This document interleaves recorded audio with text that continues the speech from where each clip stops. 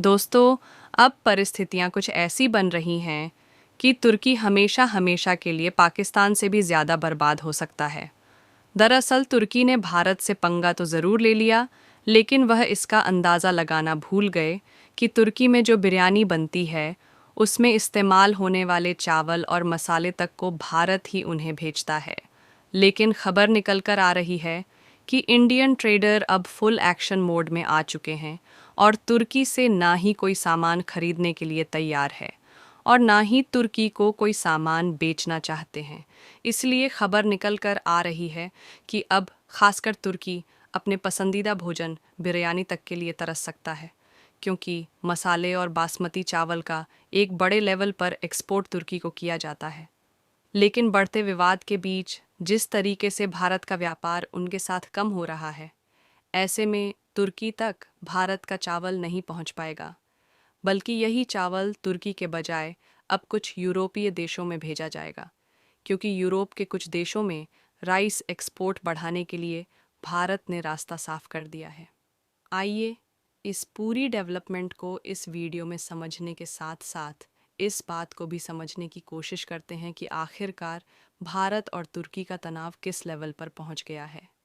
लेकिन आगे बढ़ने से पहले तुर्की को एक के बाद एक झटके भारत की तरफ से दिए जा रहे हैं।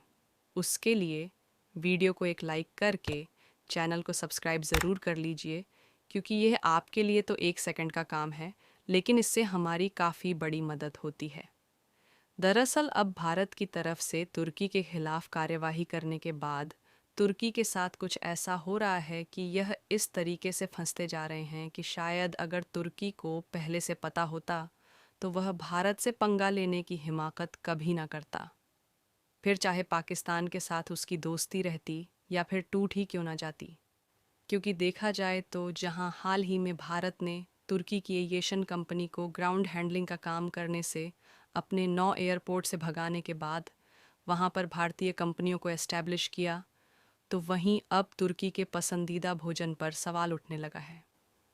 जिससे तुर्की की जनता चावल के एक एक दाने के लिए और खाने में स्वाद के लिए तरस जाएगी। ऐसा इसलिए क्योंकि तुर्की में बिरयानी बनाने के लिए या फिर अलग अलग तरीके के भोजन बनाने के लिए जिस चावल का उपयोग होता है, वह चावल कहीं और से नहीं बल्कि भारत से ही एक्सपोर्ट किया जाता है। और ख़ासकर भारत के बासमती चावल और भारतीय मसाले पर तुर्की की डिपेंडेंसी इस तरीके से हो चुकी है कि वह चाहकर भी भारत से अपनी निर्भरता नहीं हटा सकते। ऐसा इसलिए क्योंकि राइस यानी कि चावल के साथ भारत का रिश्ता बहुत पुराना है और भारत जिस किस्म के बासमती चावल दुनिया भर के देशों में और तुर्की को भेजता है, उस तरीके के शानदार किस्म वाला चावल दुनिया का कोई भी देश प्रोड्यूस ही नहीं कर पाता। इसलिए दुनिया भर के अलग अलग देश में, फिर चाहे मिडिल ईस्ट के देश हो या फिर यूरोपीय और वेस्टर्न कंट्रीज़ हों, यहाँ तक कि अफ्रीकी देशों में भी भारत के बासमती चावल की डिमांड इतनी ज़्यादा है कि भारत को अपनी घरेलू मांग पूरा करने के लिए बीच बीच में चावल के एक्सपोर्ट पर बैन भी लगाना पड़ता है। और भारत के बासमती और नान बासमती चावल की डिमांड इतनी ज़्यादा होने के कारण भारत दुनिया का सबसे बड़ा राइस एक्सपोर्टर कंट्री है। और इसी की लपेट में तुर्की भी आता है, जहां भारतीय चावल पर इनका दीवानापन किस तरीके से है, इसका अंदाज़ा आप इसी बात से लगा सकते हैं कि साल 2022 में भारत ने तुर्की को 90,000 टन चावल का एक्सपोर्ट किया, जिसकी कुल कीमत करीब 43 मिलियन थी। लेकिन भारत की बासमती चावल से ज़्यादा नॉन बासमती चावल की डिमांड इतनी ज़्यादा बढ़ गई कि जुलाई 2023 में नॉन बासमती के एक्सपोर्ट पर एक बड़े लेवल पर रोक लगाना पड़ा और केवल लिमिटेड शर्तों के अनुसार ही इसका एक्सपोर्ट चालू रखा, ताकि इसकी कीमतें भारत के लोगों को ज़्यादा महंगी ना पड़े। अब नतीजा यह हुआ कि भारत की तरफ से सप्लाई तो धीमी कर दी गई, लेकिन चावल की डिमांड घटने की बजाय और भी ज़्यादा बढ़ती जा रही थी, क्योंकि दुनिया भर के देश भारतीय चावल का स्वाद एक बार छक चुके थे और इन्हीं देशों में तुर्की भी था, जिसने भारत के द्वारा कई लिमिटेशन के बावजूद भी साल 2023 से 24 के बीच करीब 88,000 टन चावल का आयात किया। लेकिन सोचने वाली बात यह है कि तुर्की के लोग भारतीय चावल के इतने ज़्यादा दीवाने हो गए थे कि उन्होंने केवल 88,000 टन चावल के लिए ही करीब 65 मिलियन की कीमत भारत को चुकाया। हाल में कुछ महीने पहले भारत ने टूटे चावल के एक्सपोर्ट पर लगे प्रतिबंध को फिर से हटा दिया, जिससे इस बार के फाइनेंशियल ईयर में भी तुर्की अब तक करीब 46 मिलियन के चावल को भारत से खरीद चुका। लेकिन अब तुर्की को भारत से भगाने की इस मुहिम में, जहां पिछले दिन ग्राउंड मैनेजमेंट की सर्विस देने वाली तुर्की की एविएशन कंपनी को भारत से भगाया गया, वहीं जितने भी इंडियन ट्रेडर हैं उसमें से करीब 24 राज्यों के व्यापारिक नेता दिल्ली में एक साथ मीटिंग की है और सब ने फैसला लिया है कि तुर्की को ना ही कोई सामान एक्सपोर्ट किया जाएगा और ना ही तुर्की से हम कोई भी सामान खरीदेंगे। यानी कि जाहिर सी बात है कि जब तुर्की को भारत के द्वारा कोई भी सामान एक्सपोर्ट नहीं किया जाएगा तो उसी में चावल भी होगा, जिसे एक बड़ी मात्रा में तुर्की भारत से खरीदता है। इसीलिए अब यह खबर आना शुरू हो गई है कि अब तुर्की बिरयानी भी नहीं बना पाएगा और ना ही उस बिरयानी में तड़का लगा पाएगा, क्योंकि ही तुर्की के लोगों का पसंदीदा भोजन बिरयानी है। लेकिन उस बिरयानी को बनाने में जो चावल इस्तेमाल होता है उसे भारत ही एक्सपोर्ट करता है।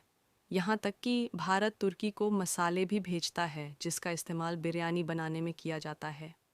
लेकिन अब आप लोगों के मन में सवाल आ रहा होगा, भारत तुर्की को चावल और मसाले का एक्सपोर्ट नहीं करेगा तो इससे भारत को भी एक बड़े लेवल पर नुकसान होगा। तो इसके लिए आपको बता दें कि तुर्की को भारत के द्वारा चावल और मसाले का एक्सपोर्ट नहीं भी किया जाएगा तो इससे भारत के एक्सपोर्टर पर थोड़ा सा भी असर नहीं पड़ेगा, क्योंकि इसका उपाय भारत ने पहले ही निकाल लिया है। क्योंकि पहली बात तो ये है कि इंडोनेशिया काफ़ी समय से भारत से बड़े लेवल पर चावल की डिमांड कर रहा था, लेकिन हाल ही में भारत ने इंडोनेशिया को 1 मिलियन टन राइस एक्सपोर्ट करने का अप्रूवल दे दिया है। यानी कि धीरे धीरे करके जो चावल का एक्सपोर्ट तुर्की में कम होगा उसको इंडोनेशिया में बढ़ाया जाएगा और इंडोनेशिया की मार्केट में तो हम नान बासमती चावल को एक्सपोर्ट कर देंगे। लेकिन जब बात बासमती चावल की जाए तो इसकी डिमांड ऑलरेडी ग्लोबल लेवल पर कई देशों में देखने को मिल रही है, जो कि इंडियन एक्सपोर्टर के लिए नए दरवाजे को खोल चुकी है, जिससे तुर्की की ज़रूरत ही नहीं है।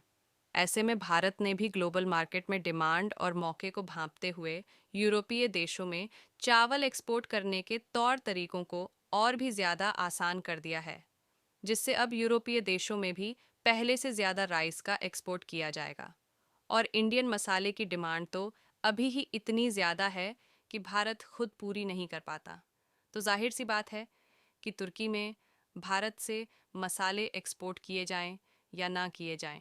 यूरोपीय देश पहले से ही भारतीय मसाले के दीवाने बनकर बैठे हैं। यानी कि कहने का मतलब यह है कि अगर तुर्की सोच रहा होगा कि भारत उन्हें चावल और मसाले की सप्लाई नहीं करेगा तो भारत खुद नुकसान सहेगा, तो ऐसा बिल्कुल भी नहीं है। इंडियन चावल की डिमांड इतनी ज़्यादा बढ़ रही है कि एक्सपोर्ट बढ़ने से भारत ग्रेन यानी कि अनाजों के मामले में ग्लोबल सुपर पावर बनने जा रहा है। और साथ ही भारत ने हाल ही में कुछ खास किस्म के चावलों पर एडिशनल 20% का एक्सपोर्ट टैक्स लगा दिया है। यानी कि इन्हीं चावल को एक्सपोर्ट करके भारत की 20% एक्स्ट्रा कमाई होगी।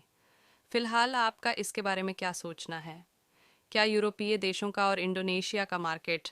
भारत के राइस और मसाले के एक्सपोर्ट के लिए ठीक रहेगा या नहीं? अपनी राय कमेंट में ज़रूर बताएं।